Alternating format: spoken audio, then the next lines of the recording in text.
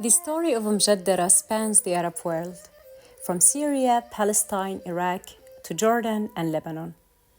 And whether it's known as Mjaddara or Mujaddara or Dardara, the dish transcends religious and cultural boundaries, appearing on the tables of the Druze communities, the Sephardic Mizrahi Jewish families as a traditional kosher meal, and across South Asia, khichdi is a similar blend of rice and lentils and holds similar cultural weight in India and Pakistan.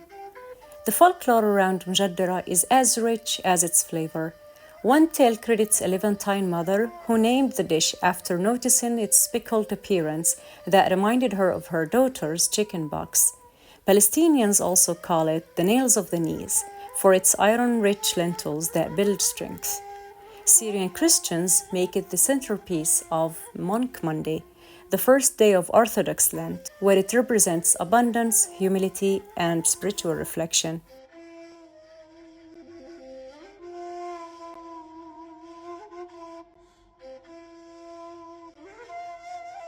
Dating back to a 13th century Iraqi cookbook, Mjaddara's classic trio of lentils, rice or bulgur, and caramelized onions has remained largely unchanged.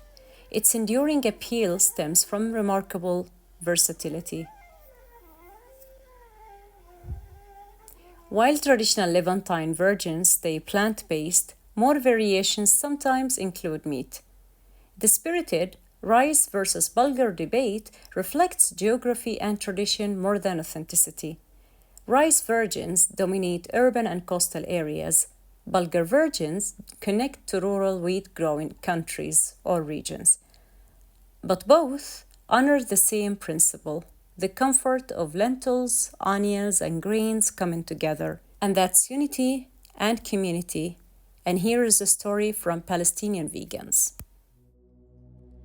شيل شيل عالجمالي شيل يا حوطك بالله دم الشهيد معطر بالهيل ليل يا ليلو ويل ويل عالظالمي ويلو ويلو من الله لا اسهر على نجوم الليل انا داويلو شيل شيل عالجمالي شيل يا حوطك بالله دم الشهيد معطر بالهيل ليل يا ليلو ويل ويل عالظالمي ويلو ويلو من الله لا اسهر على نجوم الليل انا داويله شيل شيل عالجمال شيل يا حوطك بالله دم الشهيد معطر بالهيل ليل يا ليله ويل ويل عالظالم ويل ويل من الله لا اسهر على نجوم الليل انا داويله.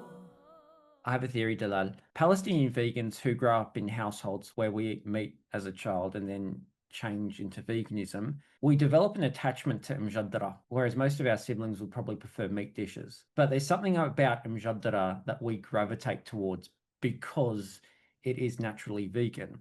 And I know that when people think of vegan Arab food, they think of falafel and hummus. But I like to think of mjaddara. Tell me, what is mjaddara? Mjaddara to me is if you want to tell me that you love me, make me some mjaddara.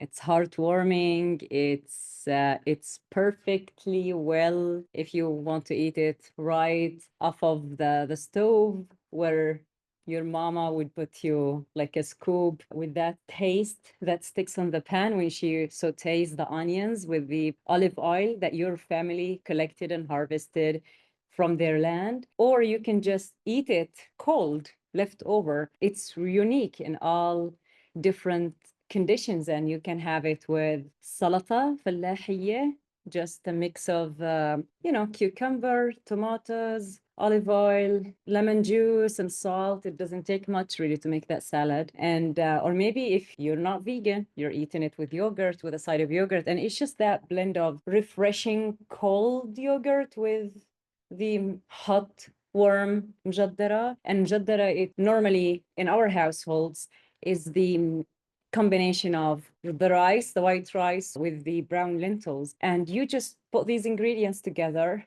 I honestly don't necessarily know the exact measurements. What I grew up seeing my mother and grandmother doing is that they simply eyeball things. Really, they just put some like rice with some mjaddara, with some lentils, and they cook it together. So like normally they would cook the lentils before, they would start cooking it before, so it because it takes longer to cook and get to that really soft texture.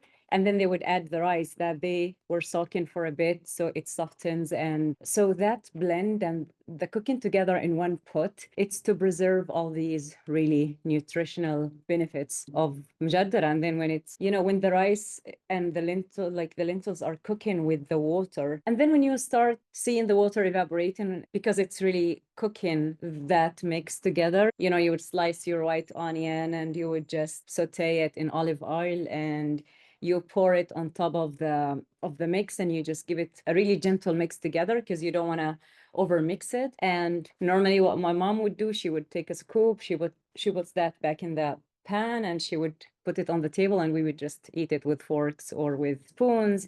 And it's always perfect to get some homemade, home-baked bread. You put that with some olives, and you just dip that bread in the olives, and you eat that you eat the mjaddara with it, or you just eat it with the spoon, and definitely with a side of salad. Or I mean, if you're not vegan, you would just have it with some yogurt, laban. Ahlam, who's probably listening, we know that you are the queen of vegan labna, which Yes. means that I reckon, I honestly have a feeling that Ahlam also has a recipe for vegan laban. Yes. We're on to you, Yes. Ahlam. Yeah, we have to bring everyone together for some really vegan laban مع مجدرة. And Ahlam is really the queen for all of these amazing Palestinian recipes. Before you were talking about how there are variations, we have it with laban. Like I grew up having it with salata, lots of basal, lots of onion, and uniquely there's a way I've got to learn in terms of making the onions crispy, because apparently that's when it's most favorable. So listeners, in the comment section on YouTube, if you have any ideas in terms of making onions crispy, and don't just say fry it, because we've done that. There's a special technique. We know there's whether you add flour before or after, I'm not sure. If you know, let us know. But there's also mjaddara and burghul, right? Dalal? Yeah. Yeah, my understanding is it's an alternative to, I mean, to me personally, with all respect, I think in some other countries in the Levantine, they would cook it with bulgur, and that is a replacement or an alternative, or maybe it was cooked like that in some communities where rice was more expensive. So bulgur was more accessible. It's simply the same steps, the same way. I think the minor difference is that bulgur doesn't take longer to cook versus, the white rice that takes more time. What I was going to say is, I think people are very creative when they have those stable ingredients. When you look at it from the perspective that it's just only two ingredients, people would think, that's too poor. That is really, it doesn't live up to that, expectation. When people just want to show off that they have more, because it's the assumption that when you're celebrating, when you're having people over, you want to serve them more.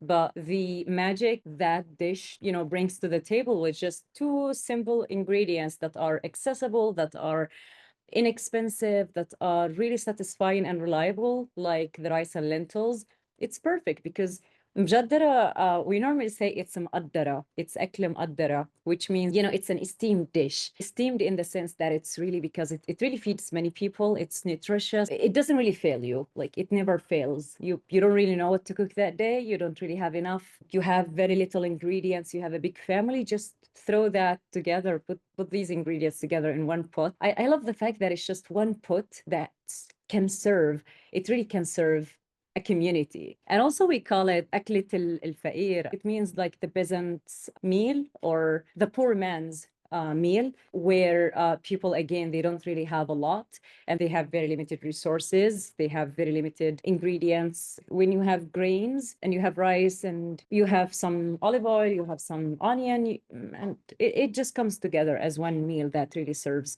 a lot of people. And sadly, in our cultures, sometimes associated with people who don't really have enough. But I think it should be the other way around. When you have those limited resources and you can really make something out of it that is enough for a large gathering, that's a sign of richness. I came across some really, really interesting facts about Mjadra in relation to Palestine, some which I already knew.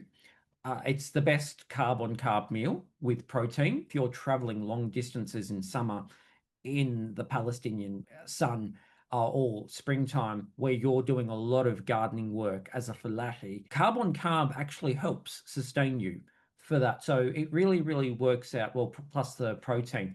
Plus with the, like a lot of dietitians, I always recommend having raw vegetables with a protein. And that's perfect because you actually have salad with it.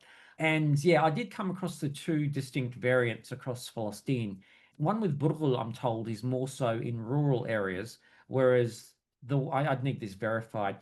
This was in Layla Al-Haddad's book, The Gaza Kitchen, where she actually writes extensively about Palestinian dishes, but those that are specific to Gaza. When I looked at a book called Palestine, which is compiled by Sami Tamimi, he actually mentions that the caramelized onion toppings were not just about flavor. They actually carried a smell through the neighborhood, and in some communities would signal hospitality.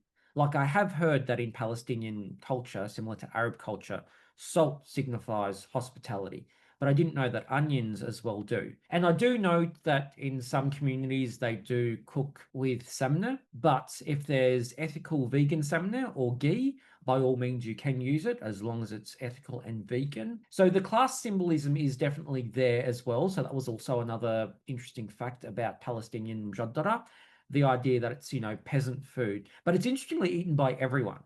But I do notice that when it comes to, say, traditional Palestinian weddings, meat, unfortunately, is a huge part of it. So if matluba was served, it was not vegetarian or vegan matluba. So yeah, that was what was really, really interesting, is that while it does sort of signify class differences, it is a comfort food across all households.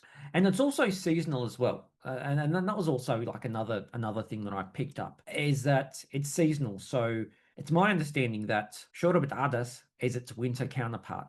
So shorbat adas is lentil soup with red lentils and a lot of lemon or hamid. But the mutual ingredient in both dishes is actually cumin or kamun. I don't know, is that what kamun, which is a herb for both, which helps with regards to the digestion of lentils, of adas. So you have brown lentils in summer, and then you have red lentils in winter. And so both store in the pantry really, really well. So whilst mjadra, you could argue, can be eaten all year round, there are preferences within Palestinian society. And the final thing I want to talk to you about is what really stuck out for me in researching about mjadra. It's the significance of mjadra after the Nakba. Colonization imposes poverty. British colonization imposed poverty upon Palestine. The Zionists compounded the poverty that we experienced. In a lot of refugee camps, when the UN was distributing a lot of, basic foods, it was usually ruz, rice, lentils, adas, and cooking oil. Unfortunately, what is in fact a beloved Palestinian dish, which is easy to make, which is affordable, became a staple in the aftermath of the 1948 Nakba, and it signified a survival dish, a memory of home. So it was affordable, it had, nutritional value. And there's a researcher by the name of Rosemary Sayed. Today, she's a Palestinian elder who lived through the Nakba, wrote a book called Palestinians from Peasants to Revolutionaries. She did some heavy research on refugee camp food patterns and how lentils or mjadra or adas actually operated as food security. So during hard times, harvest gaps, economic downturns, mjadra was the dish that families could rely on. So they made it a symbol of poverty, but also resilience. And that is why I think that today in Gaza, perhaps if mjadra is accessible, it has become almost a staple by force. And so, unlike the rest of us outside of Gaza, we make shorbat adas in winter and we make mjadra in summer. But the people of Gaza don't have that choice. If they've got red lentils on hand and that's all they've got in summer, they will have shorbat adas in summer. So the Zionist colonization and the genocide attempts disrupt lives, murder Palestinian bodies, but also impose eating habits that are restrictive. In the context of a famine, the portion sizes are incredibly small. But in saying that, we also note that in Gaza right now, the people there that are going through a man-made famine are forced to eat non-human animals that are also not traditional to Palestinian cuisine, like turtles, like horses, and so forth. I also found something really, really interesting. Ghassan Kanafani, who is a Palestinian author, poet, artist, and revolutionary, wrote a book called Men in the Sun. And, well, what's it called in Arabic? Would it be called like Rijal Bishams? Like, what's it called? رجال تحت الشمس. Tahta Shams. And it was published in 1962, because we will do a whole episode on Kanafani, who is just an amazing man.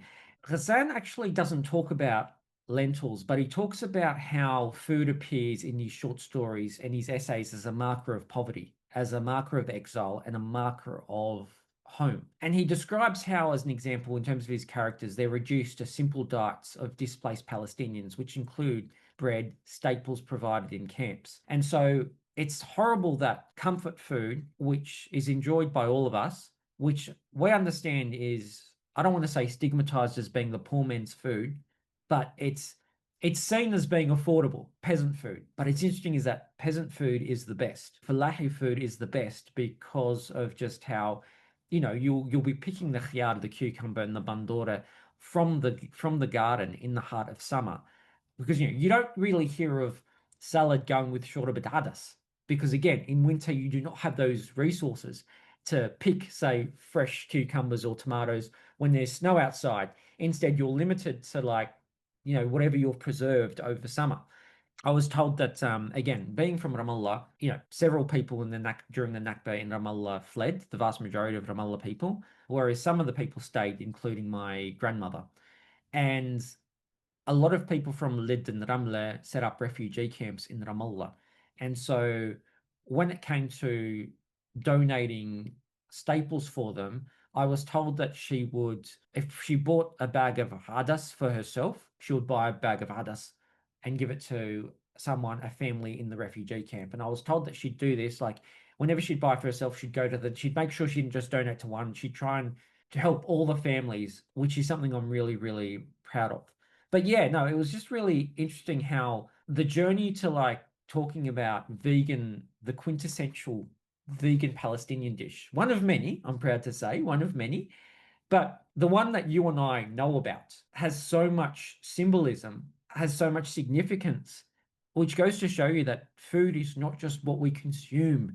I came here to talk about Palestinian vegan food, but we're talking about our history, our culture. Yeah, because you can never talk about food without history and culture and legacy and traditions. And this is how we reclaim the narrative. This is how we exactly decolonize what has been for ages circulated around about us as Palestinians, about us and other occupied, colonized nations, not just in Palestine, but in different parts of the world. And in a nutshell, Rayan, you really touched on really important points with colonialism and how it disrupted indigenous food production and land access and land sovereignty and food sovereignty as well, and how colonialism really promoted dependency on standardized grains and really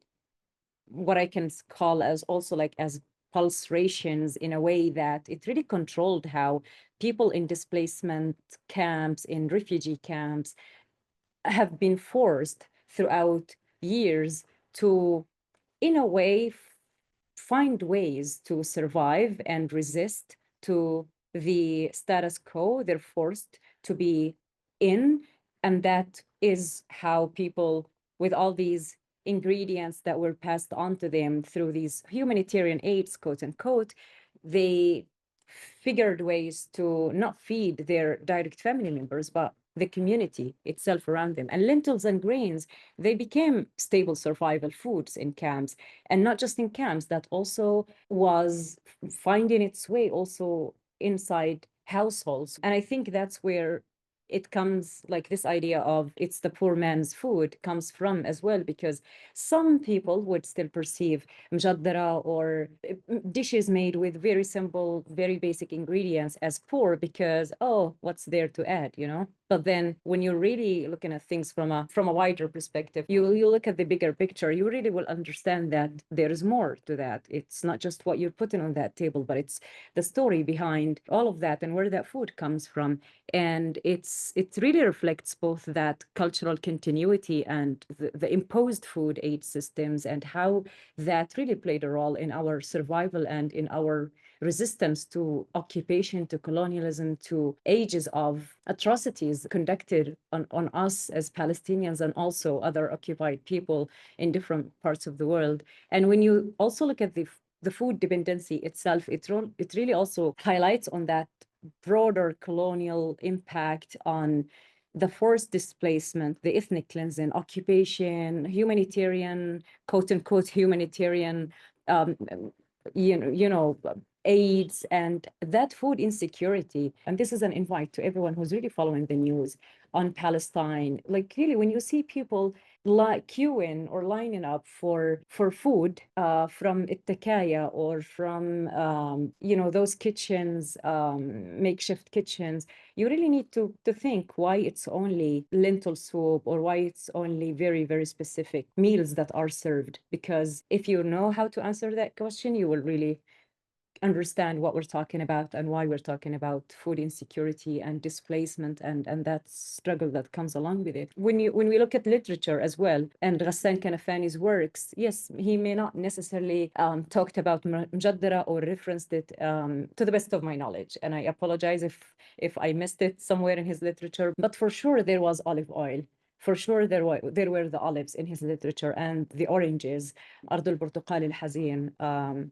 And when you try to understand how olive oil is really an essential part of mjaddara as well, and the same goes to lentil soup, other soups, other dishes, because it's the binding ingredient that really brings those different ingredients together. And also, if I want to look at it from a different perspective, it shows you how olive groves and olive oil, like olive oil, basically, it shows you the connection of Palestinians to their land. And when you understand how settler colonialism today, settlers attack Palestinians, they attack the olive trees, they uproot olive trees. And just a couple of days ago in Al Mughayyar village in Ramallah, they uprooted close to 10,000 olive trees and other trees. And that was a grave attack on Palestinians' legacy and Palestinians' connection to their country, to their land, because they know that Palestinians, they're not just the people, it's our land and what we have for centuries grew in that land and what our ancestors have maintained and took care of as well. And what people may think as a breaking news that look what the settlers are doing, they should really try to see that it's just more than that, because this has been happening for ages, for years. I keep saying ages, but really, like, it's been happening for decades now, and it goes back to before even 1948. I think if people want to look at mjaddara as well as a comfort food, as a seasonal as well, us fallahin, for instance, I come from a fallahin family from the village, and I've seen how throughout the different seasons we grow different things and we eat what we grow, and but also people learned how to grow vegetables outside of the season, and that's when they use greenhouses, and that's a different story. But really, I think it was a way for people to maintain the continuity of the food and the ingredients, I mean, the basic items that they need in their daily meals. So mjaddara is really that warm hug from the inside. It gives you that sense, it gives you that feeling when you're eating it, and that's why it nourishes you. It gives you the warmth, and it's, yeah, as you said, it's those simple ingredients, they really nutritious, it's easy to digest, it's freshly cooked. And back to the community, especially in displacement camps, and as you were just saying, that story about your grandma, it's not just taking care of your direct family members, immediate family relatives, you really also think of your neighbors and the extended community you live in.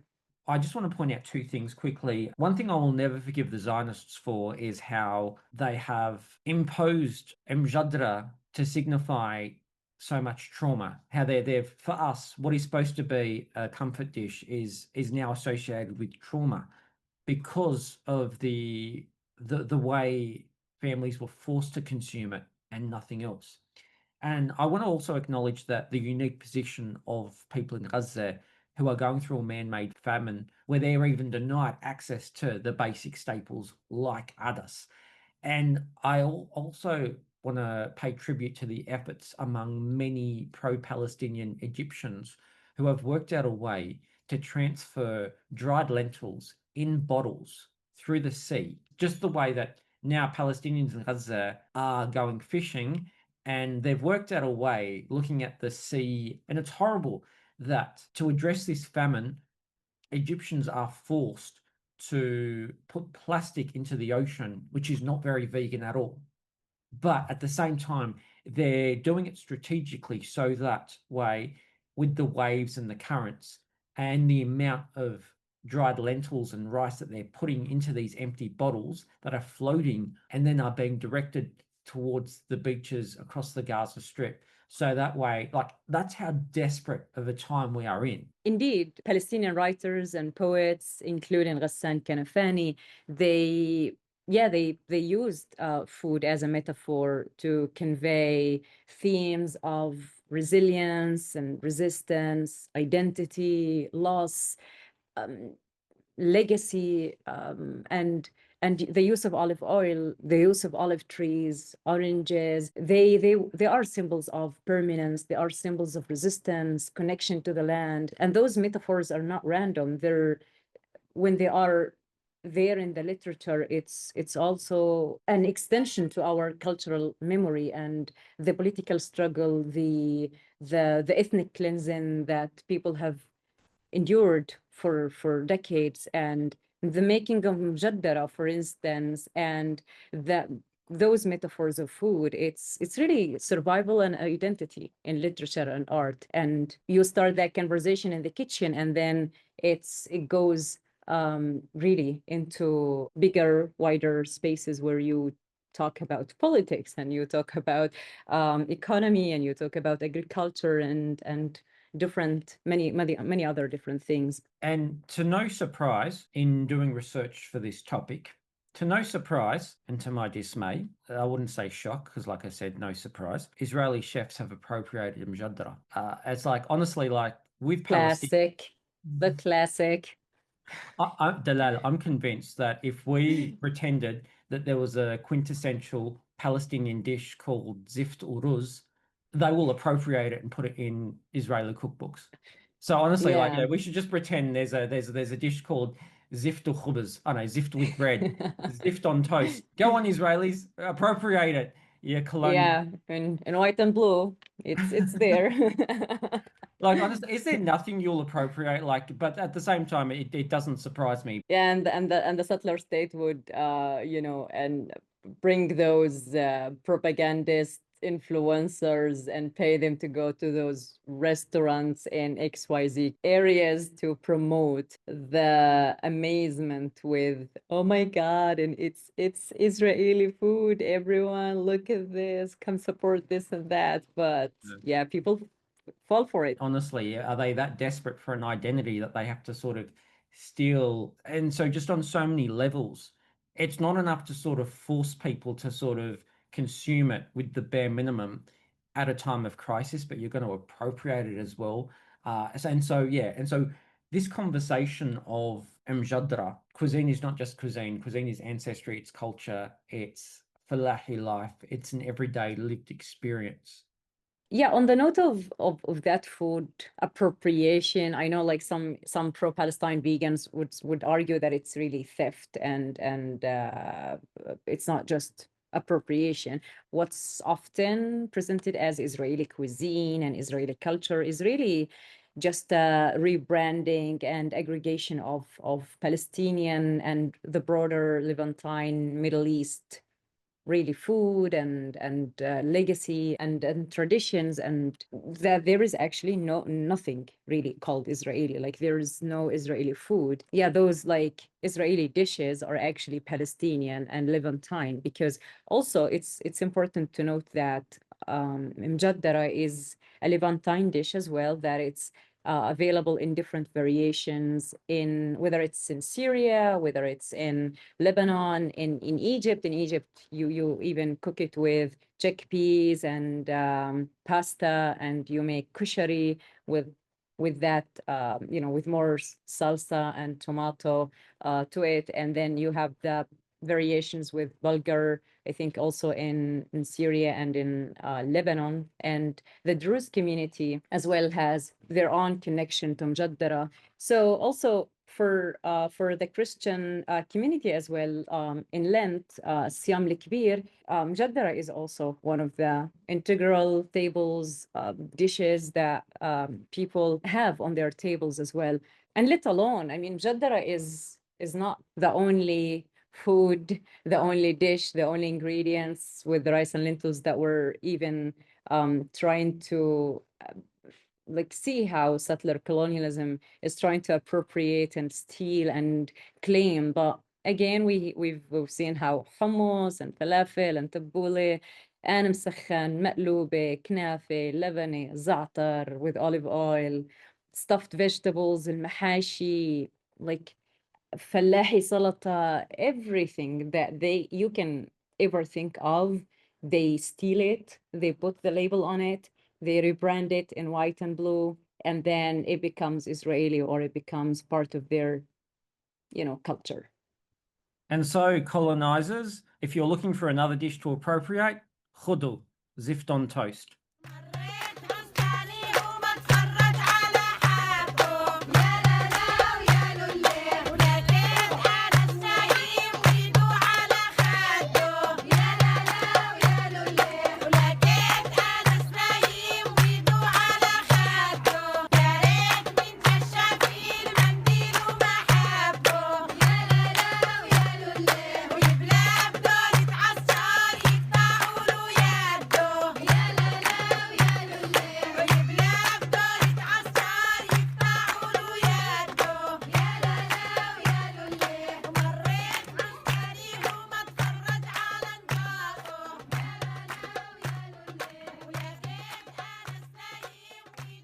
Now, Dalal, we've got a collection of Palestine cookbooks by Palestinian chefs who have put together these masterpieces, and you've got 4 with you, and I've got 4. And let's go through them and let's see their mjaddara recipe.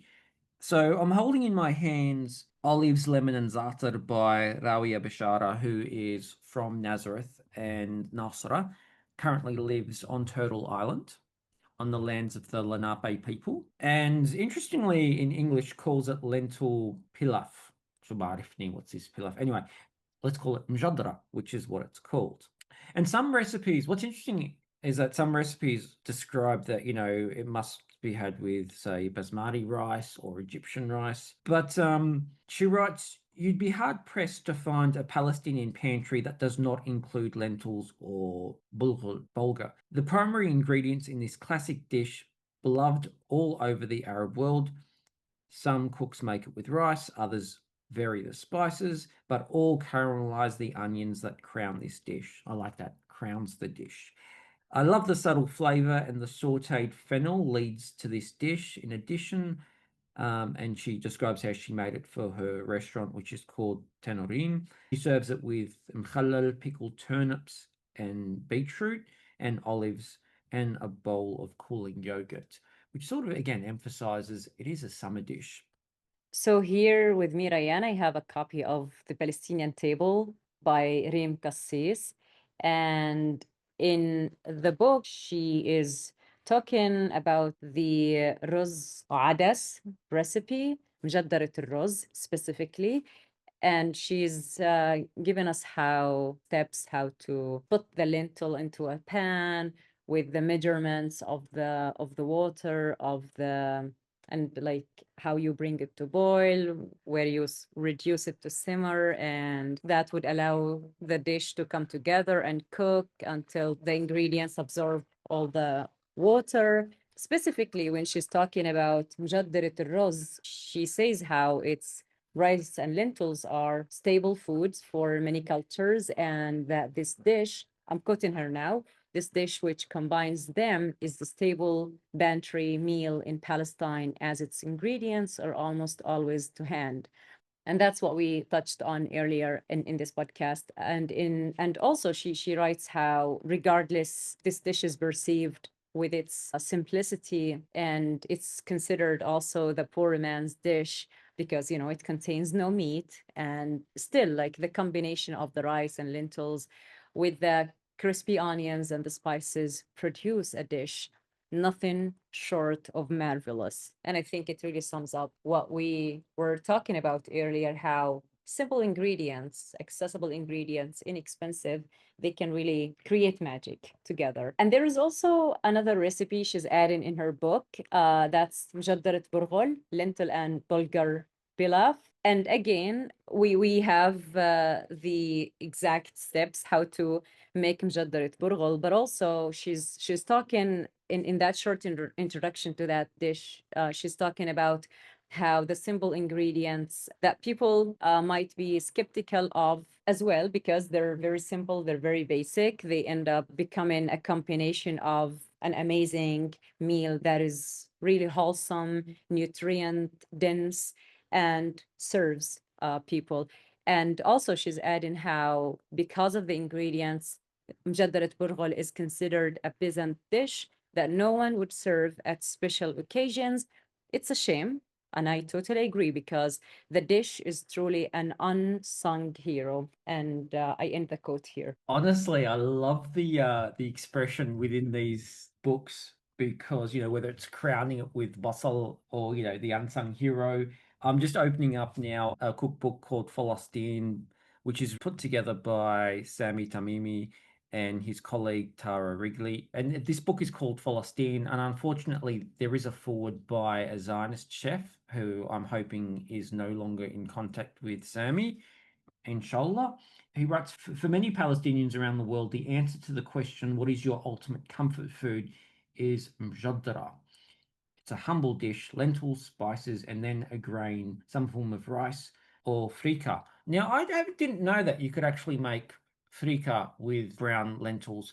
Now, that's interesting. It goes to show you that there is not one Palestinian dish, but rather variations, which means the Zionists have their work cut out for them in terms of appropriating each and every dish. Yeah, the fried onions are the secret weapon.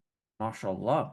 Interesting. Yeah, I also got the Feast in the Middle East, the personal journey of a family and cuisine by Blanche Araj Shaheen.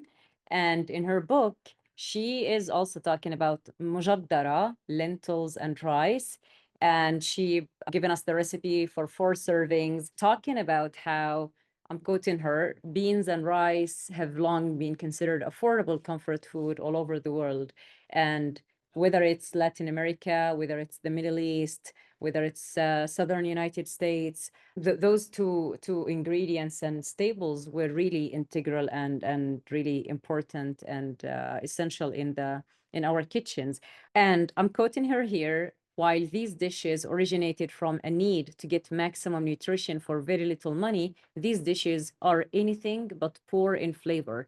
Mujaddara in particular, actually lentils and rice, is very rich in flavor and brought to life from the sweetness of caramelized onions, but it's also known as mudardara in Syria and kushari in Egypt, because mujaddara is the term for this dish in Jordan, Lebanon, and Palestine. And as I said earlier, it's a Levantine dish with varieties in different communities around the region.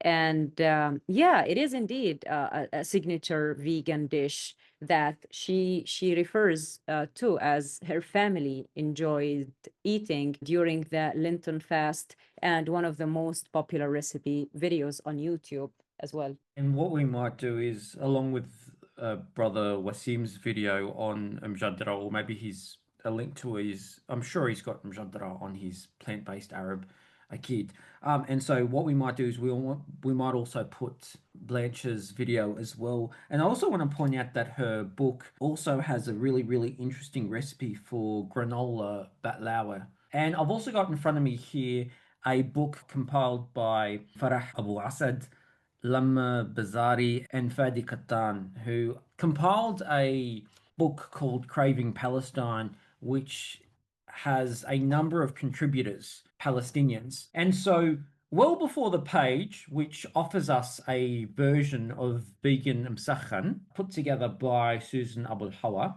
the recipe from Jadra is actually put forward by Noura Arakat, who is a phenomenal human rights lawyer, professor, author, has written so well, speaks so well about Palestine. Okay, so her recipe is with burghul, and she writes, I grew up the only daughter among three sons. To meet the household needs, my mama took over the kitchen and tasked me with the household chore, so I never learnt to cook well. But being a mama and a sister and a partner and a daughter living in a family setting, I had to learn some meals so I could sustain us when no one else was around, and I was the last resort. My favorite go-to meal is mjaddara for the mix of hardiness, protein, and nutrition, and most of all, the ease with which it can be cooked. And that's the other thing, is that we've talked about how it's the poor man's dish. It's easily accessible, but it's so easy to cook. And I'm looking at the image of Mjadra whereby she has the salata the salad made of bandora, cucumber, tomato, and mint. She has on the side the laban, and she's also got hamid or lamoon, which is what we call it in Palestine. Yeah, I also got Judy Al-Qalla, but I also have to say I think the audience, the listeners are maybe getting that there are different pronunciations for mjaddara, the dish. We call it mujaddara, mjaddara, mijaddara. Like people from different parts of Palestine or from different Levantine countries or even in diaspora Palestine, they refer to it differently, but it's the same thing we're talking about. Back to Judy Al-Qalla in her Palestine on a Plate, Memories from My Mother's Kitchen. And Palestine on a Plate is also her digital identity as well for her platform, where she shares the recipes and she really talks about food along with her advocacy and activism for Palestine. And in her recipe, under cumin, lentils, and rice with caramelized onions, she talks about how mujaddara is a hearty and punchy and very filling.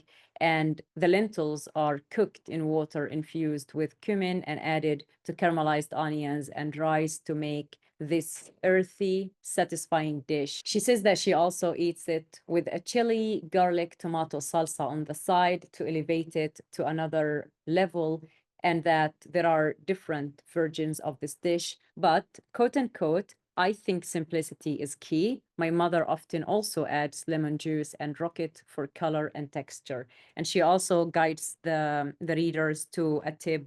This dish is also delicious and can be served with some salsa. And she links that to another page with the same recipe. What's interesting about Judil Kalla's recipes from memory with regards to her mjaddara is that she sprinkles rumman, fresh pomegranate seeds. She does the same with her ful as well, which is interesting. But it's like these bursts of sweetness amidst the savory and the saltiness, which is so delicious. I always do the mistake of recording our podcasts when it's late in the evening here and it's my bedtime, not supper time, and I'm having these conversations. So there's a Palestinian film by a Palestinian writer and director. Her name is Najwa Najjar, and the film is called Rumman wal Mur, like pomegranates and mur, and it features one of my favorite all-time Palestinian actresses, a woman, a legend by the name of Hayam Abbas. When she was talking about the film, she reminded the audience that there's a Palestinian expression or a saying whereby with every pomegranate, one seed is from heaven. But going back to that tete I was talking about before, she used to talk about the lubr al-rumman, or the pith of the rumman, so the white bit that holds all the seeds together, as being natural medicine. So when like my khalto and my khalos and all that, when they were like consuming the rumman, she would always encourage them to actually not throw away the white part, but to consume it because of its medicinal purposes. But nonetheless, the point is, I think it's along with basal, fried onions, I reckon it's a really, really good topping for mjaddara, along with rocket, along with a lot of lamoon or hamid or lemon. Now, in terms of Layla El Haddad and Maggie Schmidt's book, which is called The Gaza Kitchen, A Palestinian Culinary Journey, a lot of the recipes in this book are unique to the Gaza region, and a lot of them contain rihan, basil, which is suitable for the climate of Gaza. And so, in other parts of Palestine, you cannot grow rihan all year round because the cold will just kill it. Whereas in a warmer climate, rihan flourishes. And so there are lots and lots of variations. So there's a recipe for shorbat adas, lentil soup, but I noticed adas were raqaq, like lentils with dumplings, chard and lentils, smothered lentils, and so there's these variations like adas ma macarone, bamia wada, so okra with lentils as well, which is something I'm definitely trying this summer because as you and I both know, bamia is a summer food. I have another one by Christian Dabdoub Nasser, and in her book, Classic Palestinian Cuisine, she brings to life over 100 dishes and recipes that really smell and taste and attest to the Palestinian cookery and what for generations people have practiced in kitchens across the region.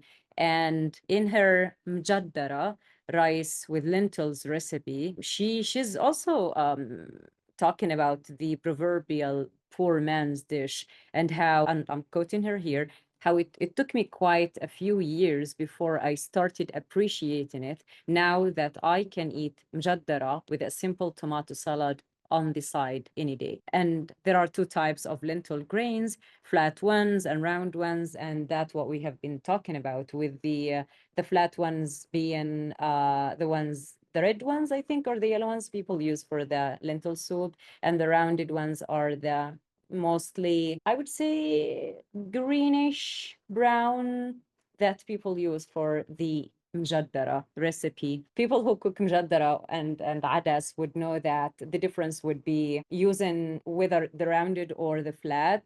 It also makes the difference in the length of how long it would take to cook shorat al-adas or the mjaddara. And also she also says how, again, just as in other rice dishes, the cooking water of the lentils should be totally absorbed, trapping all the nutrients in the prepared dish. And that's really what brings that uniqueness to the dishes, because you don't really need extra pots to prepare things separately and then combine it all together in one pot, or to ultimately serve it.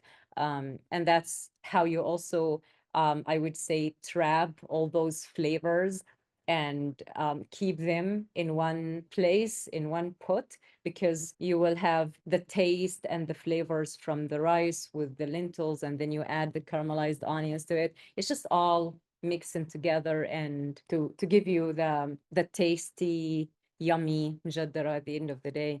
And those are amazing recipes. I really appreciate how in different cookbooks by Palestinian chefs, activists, writers, researchers, we do have the variations that also attest to how our families, how those generations preserve those dishes, but also how each one of these chefs and these writers, they also reference family first. They start that recipe by telling you how it really ties them to their family, to their own traditions in their own households, and how they want to share that with the world, to also tell you that it's not just two simple ingredients together, but it's really family. Like, we have family here in the story, in this backup narration, or in this, and also the variations in the pronunciation and also the spelling as well.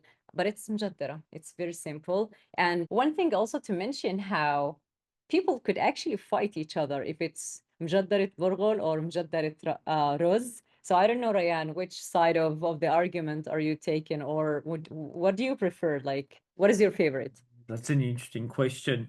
So I'll be honest, I've grown up on Mjadra Maruz, or I thought that was the only one that existed. I didn't know you could have it with Burghul. And now, you know what, Frika has entered the discussion.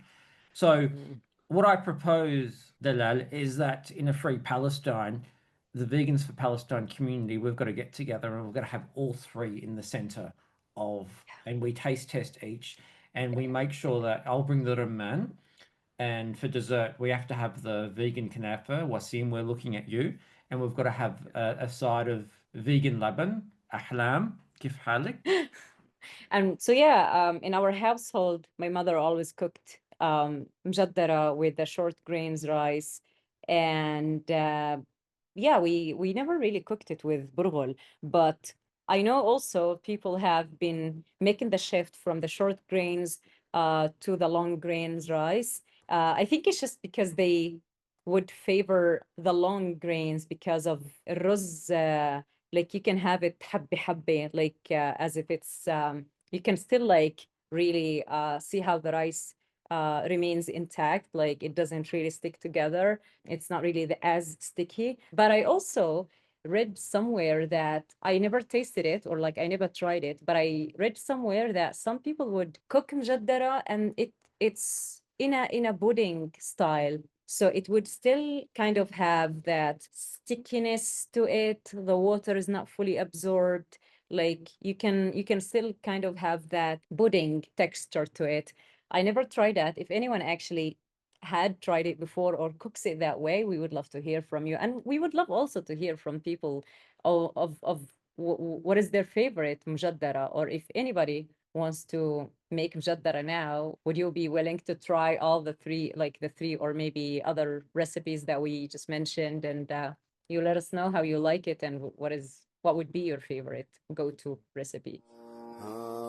شيل شيل يا جمالي شيل يا حوطك بالله دم الشهيد معطر بالهيل ليل يا ليلو وين وين عالظالمي وين وين من الله لا أسهر على نجوم الليل أنا ناديله شيل شيل يا جمالي شيل يا حوطك بالله دم الشهيد معطر بالهيل ليل يا ليلو وين وين عالظالمي وين وين من الله لا أسهر على نجوم الليل أنا نبيله شيل شيل يا زماني شيل يا حوطك بالله دم الشهيد معطر بالليل يا ليله وين وين عالظالمي وين وين من الله لا أسهر على نجوم الليل أنا نبيله شيل شيل يا زماني شيل يا حوطك بالله دم الشهيد معطر بالليل يا ليله وين وين عالظالمي وين وين وين لا أسهر على نجوم الليل أنا نبيله. And you're being so political. Okay, listen, bitch. I don't know about you, but I will not be remembered as a woman who kept her mouth shut. And I'm okay with that. So you know what? Fuck ICE. Cheers to the queers. Protect the dolls. Black lives still matter. And free Palestine. Have a good day.